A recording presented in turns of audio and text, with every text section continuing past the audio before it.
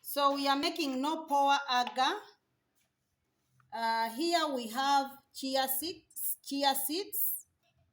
seeds mixed with the gellan gum. I'm so grateful to Mike Tyson who sent me this. I've never found a solution for that.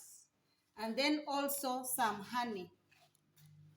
The importance of the chia seeds and the honey is to add some nutrients for the mycelium. However, you have to be careful with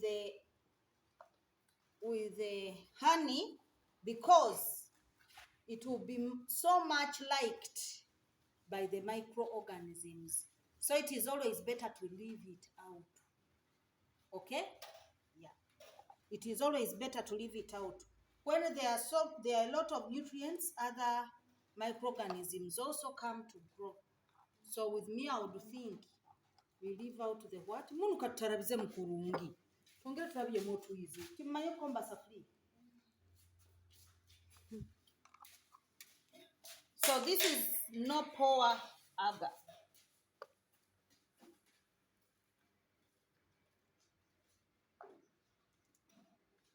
But if we tighten them, shall we be able to untie them?